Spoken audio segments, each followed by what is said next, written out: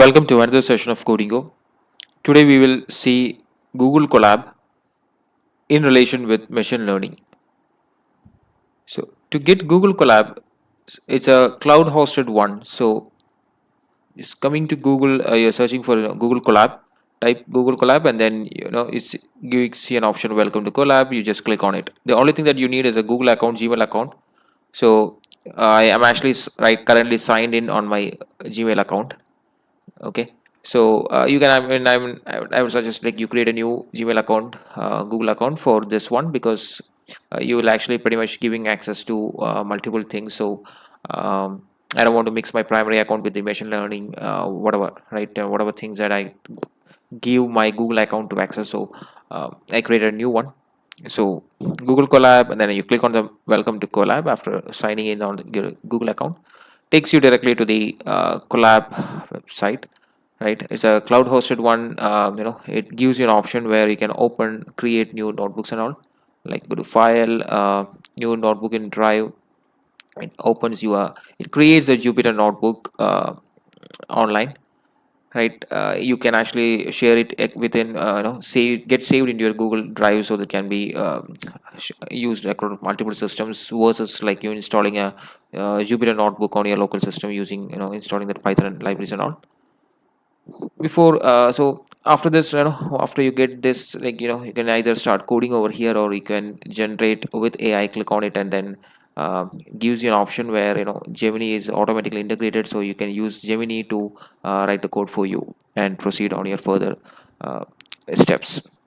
We'll actually switch back to the switch the presentation, so that it will give an easy idea of fair idea of how to use Colab, and how what's the relation with the machine learning and all. Okay,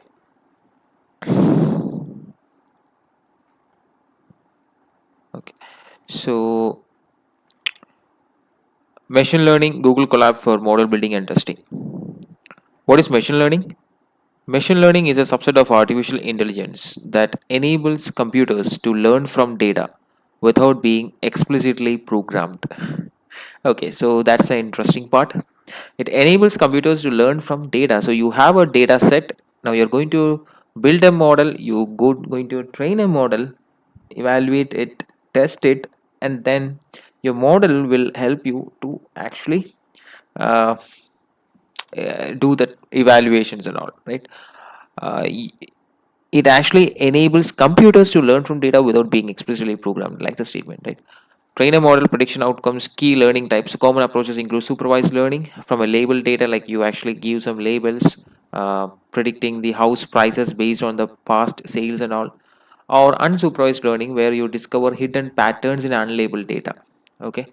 uh, okay, so that's a high level of machine learning. We'll directly go to the Google Colab.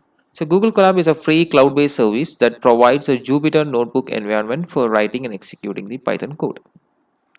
Let me maximize this one. Okay. So what that means is, like, if you are installing Python on your local laptop, like local system, you install Python, you also install the related libraries as part of after installing the Python, using, let's say, pip install Jupyter notebook, and then Jupyter notebook is it actually opens up. That's actually low it's actually running on your local server, on your local system. It's not shared. You cannot collaborate in multiple systems. So this one, it's not like that. It's actually as you saw, we got into Google Colab, and then you open a notebook that gets saved into your Google Drive.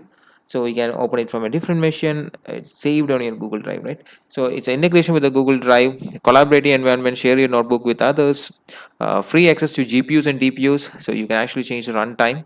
uh, okay, there's an option where you can change the runtime if you want more processing speed and all. There is no setup required, yes, because it runs entirely on the cloud.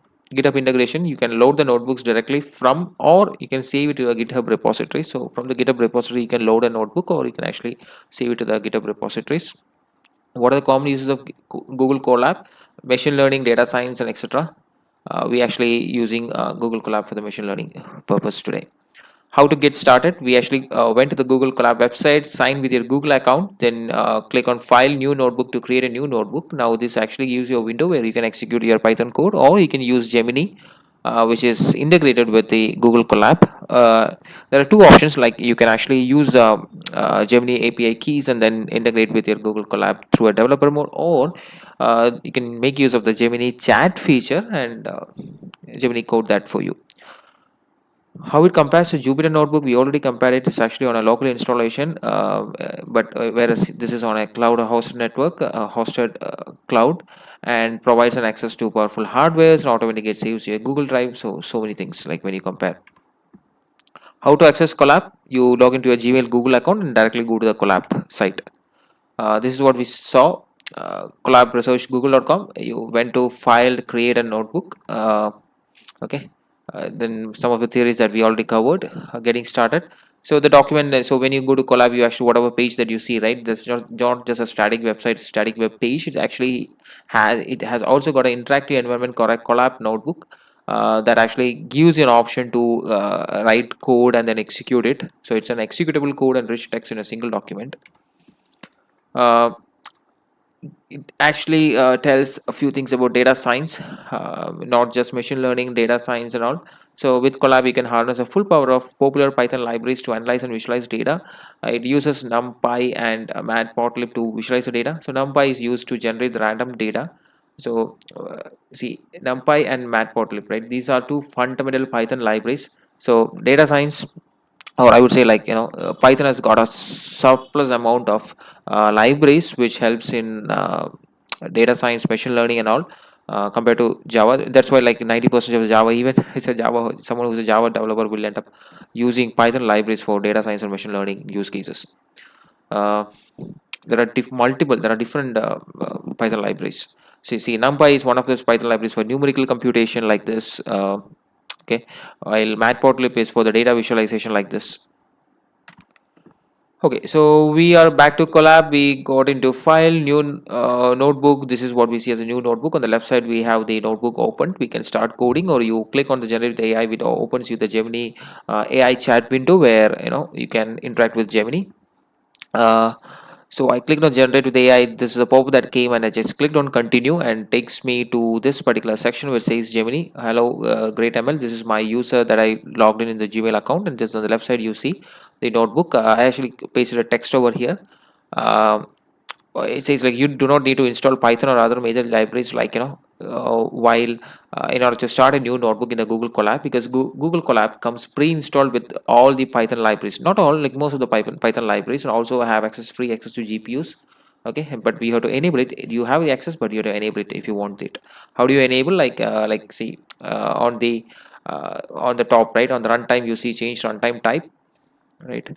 uh, in the change runtime type, there is an option where you can select like whether it's a CPU, T4 GPU, what processor you need, hardware accelerator you need, and the runtime versions and all. See, when we say Google Colab comes with a pre-installed, these are the Python libraries. Some of the Python libraries that comes pre-installed with the Google Colab, so you don't have to go and install it. But if you are working on a local system, like if you want to start from the scratch, that's a completely different exercise that we are talking about. We are only covering Google Colab here. So yeah, Python, TensorFlow, PyTorch, NumPy, Pandas, Matplotlib, Seaborn, Scikit-learn, all these Python libraries are inbuilt, pre-installed with the Google Colab. Some of the Python libraries we actually will see in today's session as well. So here, okay, so now I got Gemini, super lazy, right? I mean, Gemini is that AI tool. We can actually, so I actually got into Google Colab, fine, but I have absolutely no idea how to start with building a model. Okay, what are the steps involved in building a model? How do I give a data set? Zero knowledge or zero idea of how to do it. Like, I mean, think yourself in my scenario, right? I mean, so that's why we make use of the AI tools, right? Gemini is there to help us. So I said, build a simple model and help me test it. So you just build me a simple model and help me in testing it. So it's saying that, see, these are the steps that is involved in building a model and testing it. What are the steps? Loading the data. Of course, you need a data set to be loaded, right? That is where you use the data set to basically train your model after you created the model. So load the data, pre-process the data. What is pre-processing data? Pre-processing data is actually you have a data set, and then this machine learning actually has a few algorithms involved, right? So these algorithms need some kind of data standardization for the data to be get evaluated and all. So you actually have to pre-process the data to convert your actual data set to some kind of a standardization for the algorithms to process it. Then you build the model. Okay, we will start creating an empty model and train the model with the data set, make it a little bit enriched, and then we evaluate the model, meaning like we evaluate the model against some of the metrics and see if that model has good accuracy, precision, F1 score and all. After that we will test that model. Okay, so with the data set we have, like we'll have testing data set, we have the training data set, we actually test the data model, the model that we built, and see whether it is working as expected.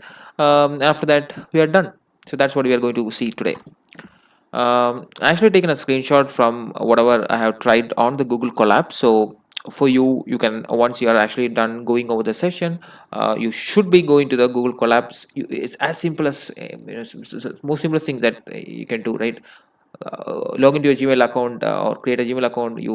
Once you have it, you log into Gmail account, go to Google Colab. There it is. Open a notebook, and you're all set. Gemini is there with you. Get started with AI, and then Gemini, and then you give the prompt and you get started. And I would really recommend you to. And after end of the session, you will get an idea about how to build a model, what are the factors involved in it, and how we can do that is in Google Colab. And you should definitely try that to make to give justice to both of our efforts. Okay, spending time going over this video and spending time creating this video. So okay, so first thing, loading the data. So it sees these are steps that is involved. Okay, load the data. It's actually asking you, if you have seen here, it gives you two option: accept an auto run and run step by step. Run step by step is like going step by step, like we see output of each step and then we understand better and then go to the next step. Versus accept an auto run, it actually runs all the steps and give you an output saying that you are done, which we will be completely blank what is done. So I will really recommend going by run step by step. Okay, so we are going step by step loading the data. So we are going to load the data. If you see, when you say this, Gemini actually helps you create Python code. Okay, this is the corresponding Python code as part of the load data step. So Python code is saying something, from this thing, importing the load iris, importing pandas, then load iris equal to iris pd.data frame. So all these things might look as completely strange for a person who is seeing this for the first time and who is completely new to Python. Okay, even if let's say you have a background of Java programming and all, it's still, it might look a bit strange. So we'll actually look at each of these words, like what is scikit-learn, what is sklearn, right? Sklearn is scikit-learn. What is load iris means, why are we loading this iris, what is pandas, what is this pd.data frame, what is it all about, right? So we look at each of this individually and then come back to this point, and then you will see this is completely familiar. Okay, so let's go to the next one. Yeah, so loading data. So load data is what we were actually discussing. It says loading the iris data set from scikit-learn. Okay, so we are loading the iris data set from scikit-learn. So I didn't understand what loading iris data set means. What is iris, what is scikit? Convert that into pandas data frame. Who is pandas and what is data frame? Display the head and info. Oh, that I understood. This is the head and this is the info. Fine, perfectly fine. But what else? What is the other ones? So let's see that, right? Iris dataset. So iris dataset is a classic and widely used dataset. Okay, so it's a classic and widely used dataset in machine learning and statistics. Okay, that is often called the hello world of machine learning for beginners. Okay, so what that means is it's some kind of a data set, a basic data set that is used in a machine learning and statistics. Fine, what is it? So that contains a 150 samples of iris flowers from 3 different species. So there are 3 different species and there are 150 sample data, and each data represents 4 features, saying like, so what is the sepal length, width, petal length, and width. So let's say this is 5.2 centimeters, this is 3 centimeters. So there are 4 features which represents one particular species. Okay, let's say this is 5, 3, 2, 1. these values represents one particular species. So similarly, we have got 150 samples of iris flowers from three different species, and we are going to build a model which can actually understand this. And when you, how do you test that model? You give a data which says, like, 3 centimeter, 2 centimeter, this is 1 centimeter and 5 centimeter, and your model is going to say, oh, okay, so if this is the input, then the species is going to be iris. Okay, if this is the input, then the species is iris versicolor, right? It's close to, it's not like exactly one-to-one match, right? Close to. So that is what we are, that is the model that we are going to, so we are going to load this model, sorry, load this data into our model, prepare, train the model, evaluate it, and then we are going to test it. Okay, so the objective is to classify each sample into one of the three species based on these four features. Okay, so that is iris data set. Oh, iris data set is a data set, or you need some data, right? You need some data to feed your model, right? To train your model. So that data set, let's say it's a CSV, a comma separated values, a CSV or some text file, whatever, right? The data set has to be physically present somewhere, right? The data set is what you're going to load it. And how, from where do you load it? It is getting loaded from a scikit-learn.data set. So what is scikit-learn? So scikit-learn is an open source Python library used for a wide range of machine learning tasks. Okay, so that is another Python library. So we have seen multiple Python libraries. Now we are again seeing scikit-learn is an open source Python library used for a wide range of machine learning tasks. It provides simple and efficient tools for predictive data analysis and is built on other key libraries like NumPy and SciPy. The key functions of scikit-learn includes classification, regression, clustering, model selection, pre-processing. So almost most of the items included in the machine learning, right? Categorizing, classification, like you categorize. Let's say you got an email, you say there's a spam email. Like you are categorizing, like like you're putting the data into some category. Regression, predicting the continuous numerical values for example, like, these are the set of house prices, or this is the current like last 10 days of temperature, what is the next day's temperature, what could be the future, what is the price of this particular house, and it's going to give you a numeric value. That is actually regression. Compared to classification, where you categorize that into a particular category instead of giving you a particular value. Clustering, these are all machine language types. So scikit-learn is a library which has some functionalities which we can help you in doing this. Okay, now scikit-learn also has a data set, right? That is iris data set. So we are importing the iris data set from the scikit-learn data set, and we use this iris data set reference variable, get the data. That is the data that we are going to use to feed our model or train our model. Okay, going forward, you will also see, there are sites like Kaggle where you can actually log in. You can see the Kaggle, there's another site where there are a lot of data sets. You can actually download the data sets as a CSV file. You can actually use that in Google Colab. Okay, or you can prepare your data. And also, currently we are using iris is related to that flower, right? Sample iris flower. So just a reference name to that. So we are loading the iris data set from the scikit-learn data set, and then that is used to that train the model. If you are not using the Google Colab, you will probably end up installing the scikit-learn Python library as part of the pip install, the Python installation. After installing the Python, as part of you install other libraries, you will also install the scikit-learn library. Okay, we also saw, apart from loading the iris, you also saw, like, in the actual code, right?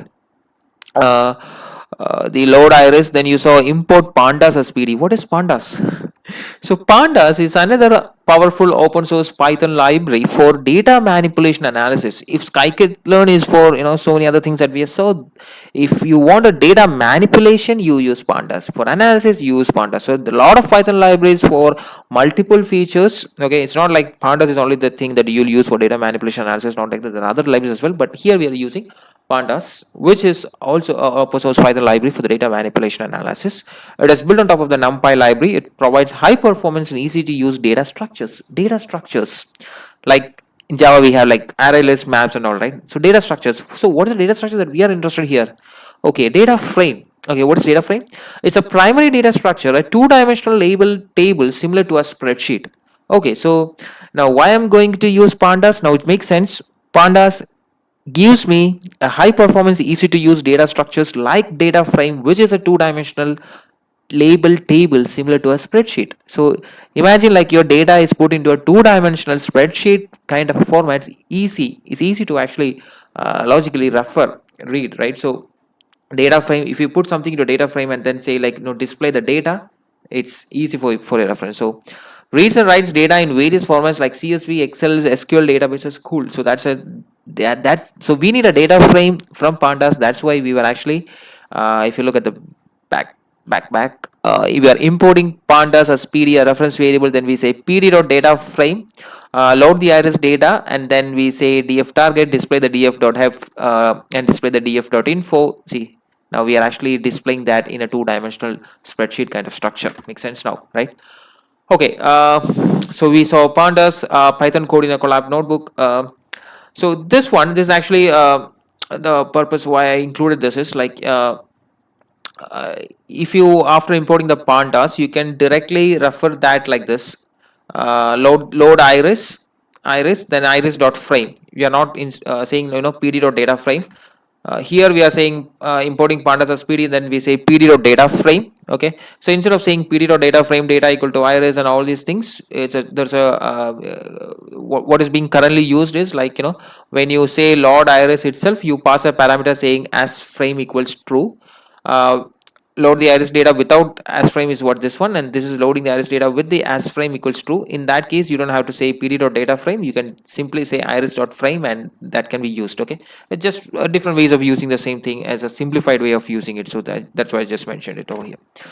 So going back, we load the data. Okay, so load the data has been loaded from, there's an iris data set was there in the sky as part of the skykit data set. So we actually load the data from the skykit data set. We have the data, perfect. Now we go to the next step, which is a pre-processing data. Okay, now what do you mean by pre-processing data? It separates features and target. Okay, features and target. Okay, and then split the data into training and testing set. Oh, so now, okay, meaning like you got some data set, fine. Now I'm going to create, let's say 80% of data, let's use it for uh, training purpose. Okay, training the model. 20% let's use for testing it, so that after we are done with training the model, I'll pass these values as part of my test and ask my model to predict it, right? So I'll split the data into training and testing set. Okay, so I'm going to pre-process the data, and it's not just about that. If you see, it also uses split the data into training and testing set. You call this methods train test split, which is from the scikit-learn model selection. And also you are importing a standard scaler from the scikit-learn pre-processing. Okay, and what is the standard scaler being used? You say scalar.fit transform and transform. Okay, scaling the feature data. Remember, we haven't written the code. Gemini actually created the code for us. But if you are writing Python code on your local system, then you will end up writing this code, and understanding this code helps you to actually write it better. Now, so we saw standard scaler, which we didn't understand what is standard scaler. What is scaling, we didn't understand. So that's what we will try to understand on the next slide, or the next slide. So it says split the data into training and test setting sets. The scaling the feature data, standard scaler, fit or transform. Uh, we don't want to go to the build model without understanding what is scaling. Okay, so okay, this as part of the pre-processed data, it actually gives you this output, meaning this is output of your after the pre-processed data step. Oh, meaning my data set was actually looking like this. Okay, oh, oops, like this 5.1, 3.5, 1.4, 0.2 has been converted to something like this, minus 1.4, 1.2, minus 1, minus 1. What happened to my data set? This is like, it's showing like first 10 data sets. Like, wow, what happened to my data set, right? It has been pre-processed, or it has been scaled. Okay, for it says that scale the feature data. So feature scaling has been done. Now what is feature scaling?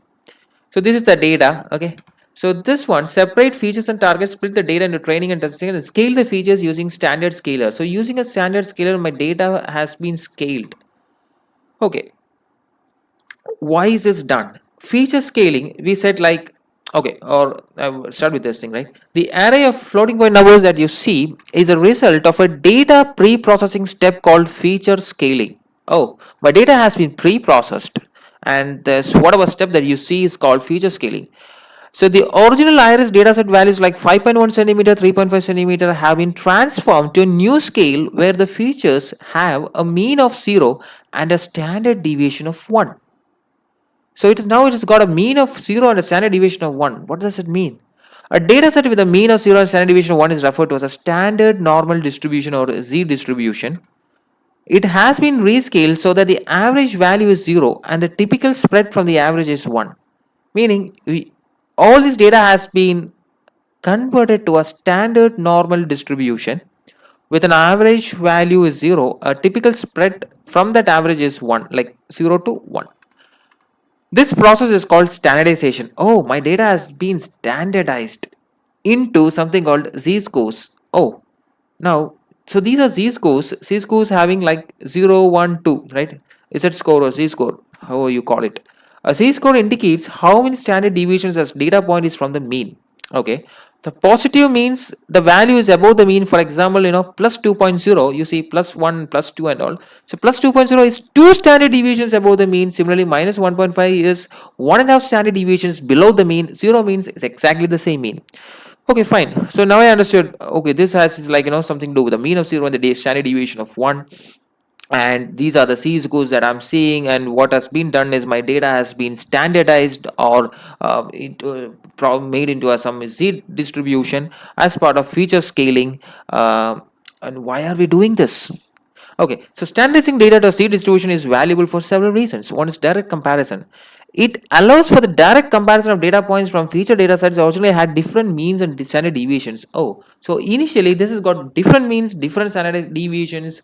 It provides context for a single data point showing whether it is typical or outlier compared to the rest of the data set. So it's actually the data were like kind of like not a uniform value. Some like let's say the different like petal length or sepal length. One may be like 5 centimeters, other could be like the maximum value could be like 1 centimeters or 2 centimeters, whatever. Like there's a difference in what the value can actually assume. So there is no standardization. So that's why standardization has been done.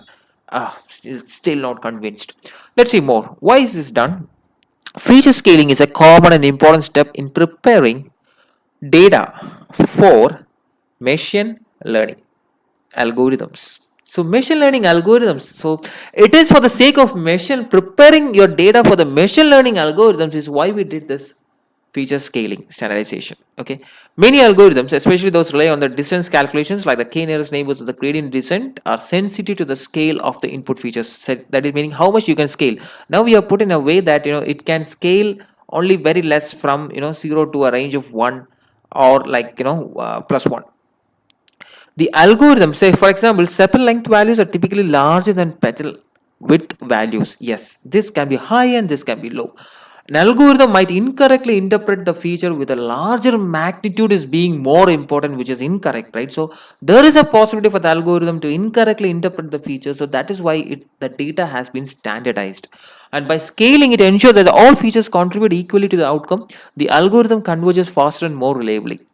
So that is why this is being done. Now how is this being done? We said we used a skykit. What did we do for scaling it? We say standard scaler. We use a standard scaler from where? From scikit-learn pre-processing.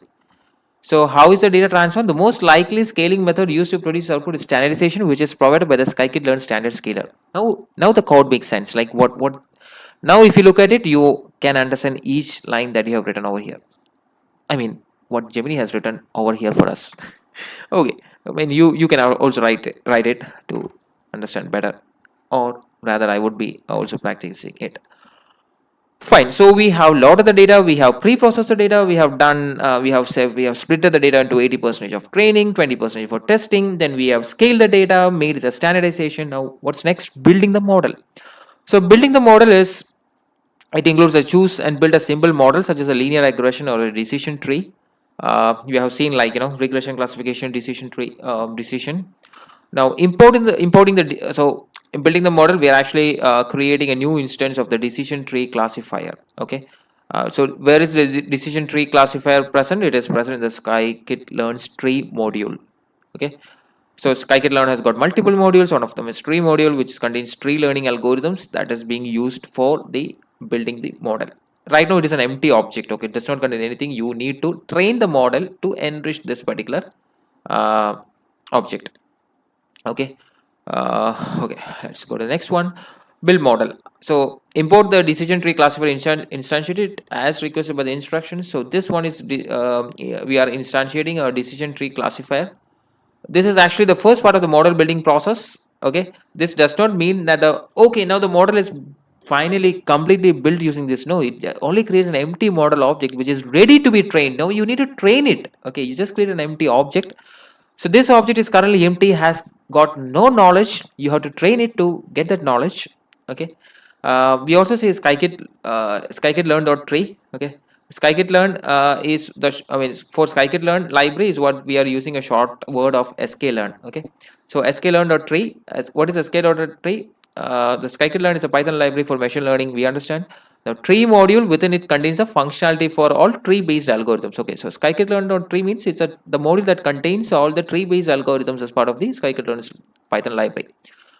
So we created one instance. If you want to create multiple instances, multiple depths, that can be done. Just showing it over here. Okay, so it's an analogy of like you actually created an object, then you created a instance of chocolate cake recipe, and then you want to bake it. So you say this reference dot bake.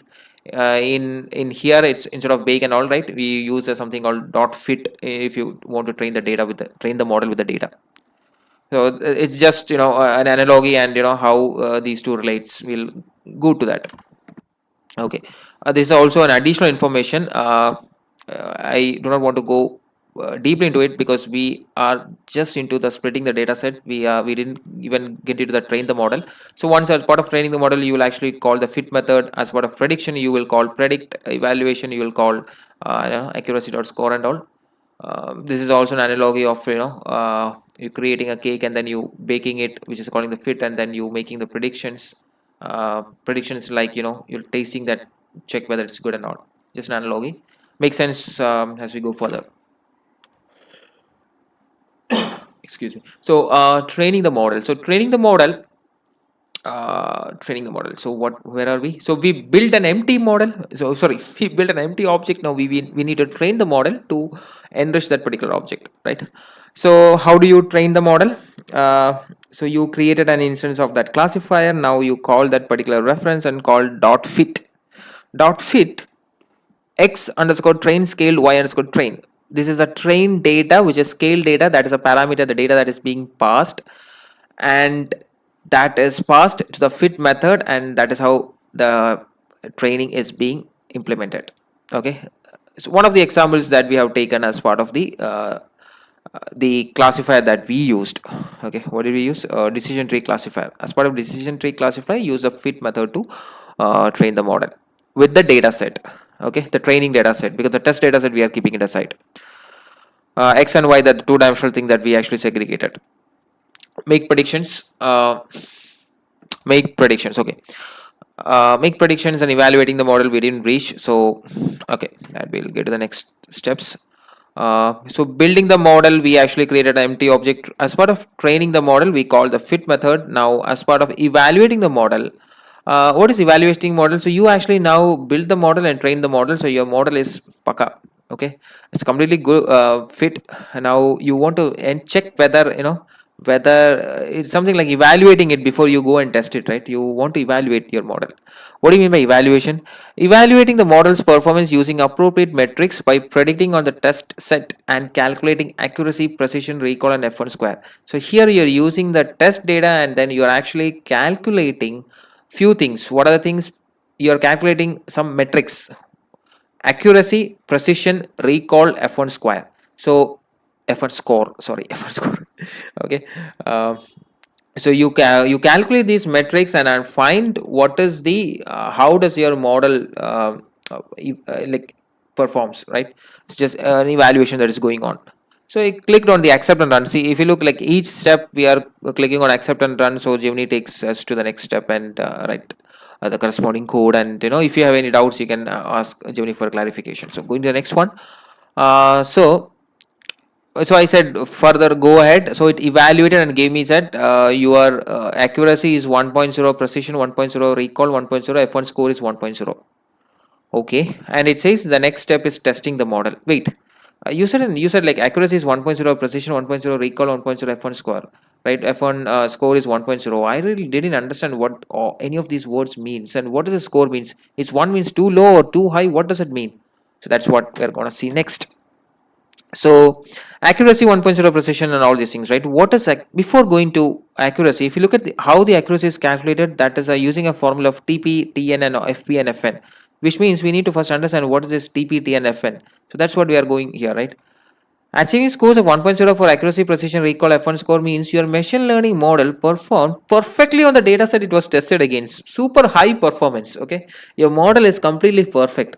We'll go to the other side of it anyways. So here is a breakdown of what each perfect score indicates. True positives, true negatives, false positives and false negatives. True positives, model correctly predicted the positive cases. The model correctly predicted the negative ones. The model incorrectly predicted the positive, meaning it's a not a good thing to have. Like if you have false positive, meaning it's not really a credit, it's a demerit, because you incorrectly predicted it. Something was positive but you incorrectly said it is negative. False negative meaning you incorrectly predicted the negative. Okay, so it was actually negative but you didn't actually find it, right? It's like incorrectly predicted the negative ones. Okay, so a perfect score of 1.0 for all metrics implies the model had a count of 0 for both false positives and false negatives. Actually, among this, the false positive and false negatives are the culprit, the guilty ones, right? The not so good ones to keep that on your pocket. So meaning if you are having 0 for these two means wow, that model is really good, right? So that's what I say, your 1.0 score means it's actually very good. Now, breaking down each perfect metric, right? What is accuracy? Accuracy means your model correctly predicted every single instance in the test data set. Whatever test data set you gave, model predicted it everything correctly, which means your accuracy of 1.0. And this is a formula that is being used, TP plus TN divided by TP plus TN plus FP plus FN. Okay, your FP and FN is being 0, 0, 0, and this is a this plus this divided by this plus this. So you got accuracy is 1. Precision on of all the instances the model predicted as positive, 100% of them were actually positive, meaning whatever I said it is positive, everything was positive only. So your precision is 1.0. This is a formula, TP divided by TP plus FP. When your false positive is 0, it's TP by TP, you give a precision of 1.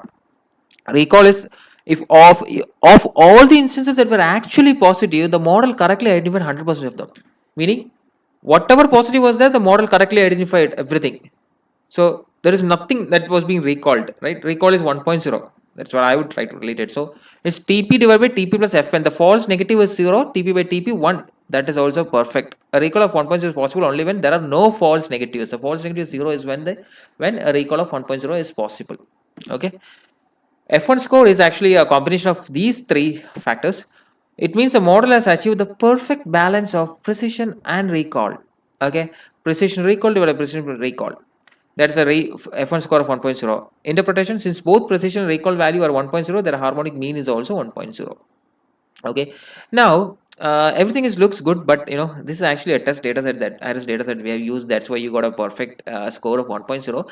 In reality, if you're getting a score of 1.0, then you have something to really to worry about, meaning something is not, something is weird. So while it's great to see a perfect score, it's highly unusual for a real world data set and could indicate an issue. Possible explanations include data leakage. Like your model have been trained on data that is present in your own test data set, meaning you are some kind of cheating. Yeah, we were actually cheating, right? We have a complete data set, 100% data set we had, then we actually split that into 80% of training and 20% your test. So some kind of saying data has been leaked. Overly simple data set, small data set, imbalanced data. So the next step in a real world scenario would be to investigate these potential issues before trusting the model's perfect result. So in a real world scenario, if your models all these scores are coming as 1.0, then instead of directly, oh, my model is perfect, and so instead of before trusting the model's perfect results, you have to investigate for the potential issues, the issues that we have discussed over here. Okay, so now you have actually trained the model, evaluated the model. Now you're going to test the model. Now test the model is testing the again I clicked on that next step. That is when it actually went to the next step of testing the model. It executed, and it gave me an output of this thing, and it said you are done, finished. The task is also done, everything is done, your model has been built and tested. Okay, but I was blank, like what do you mean? You gave me an output of this thing, I didn't understand a single thing. What do you mean by model has been tested? What is this array of 102, everything, all this means? Sorry, I didn't understand that. It says model dot predict x test scaled, and display the first 10 predictions, display predictions of 10, and then display the predictions of 10. Okay, so first 10 predictions has been displayed. Okay, the predictions has been displayed, not the data set. So the prediction says 102 11111. Okay, it says everything is good. Okay, so since I didn't understand, and since I have Gemini with me, I asked Gemini, explain the test data, explain inputs and output.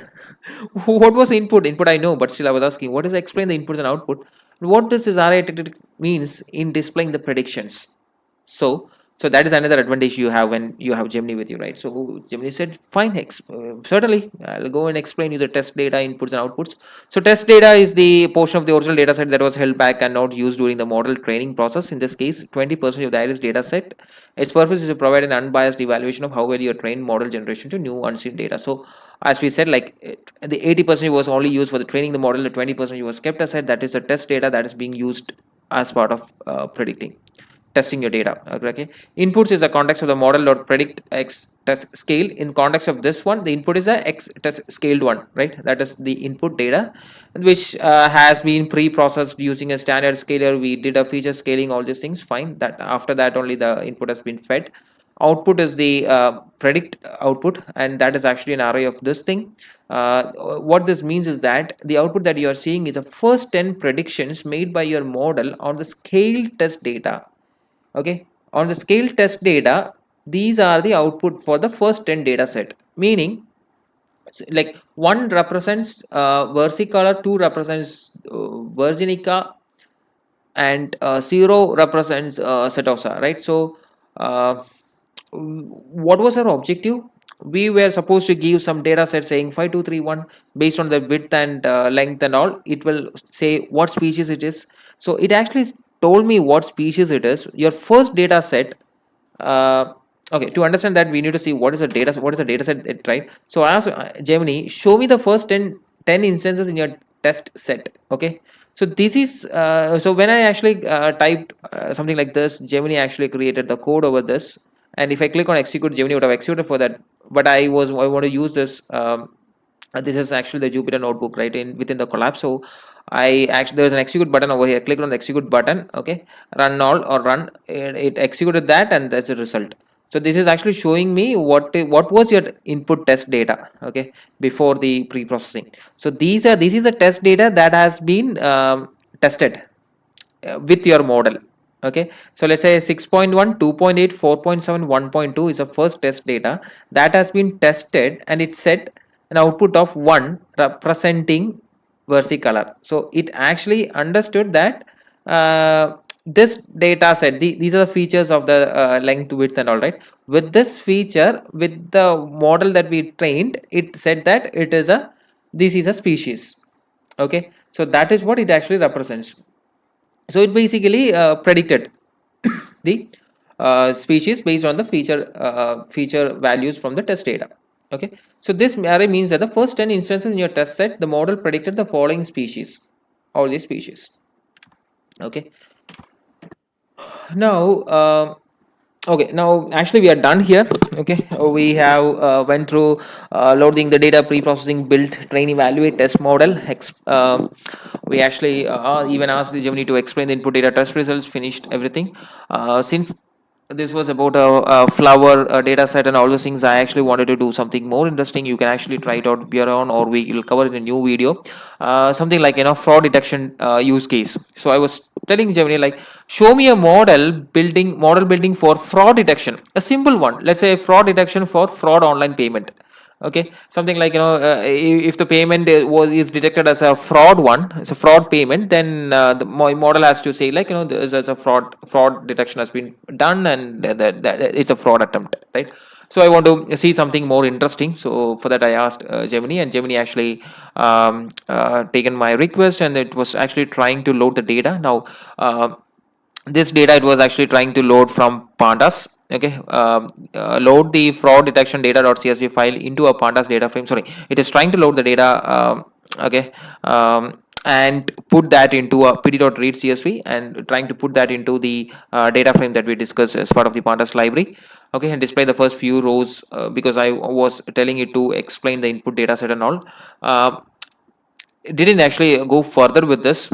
Okay, with then I actually took a small deviation, where I told Gemini, now let's say instead of using some data set, I actually wanted to use the data sets from Kaggle. Remember, we actually, I'm not exactly sure, we discussed about Kaggle. Kaggle is actually on website, or a site online available. It actually contains the data set, data sets, models, and everything. You can actually go there, download a particular data set, then use that to build your model. Like how we use iris data set, you can actually download a particular data set and use that to train your model.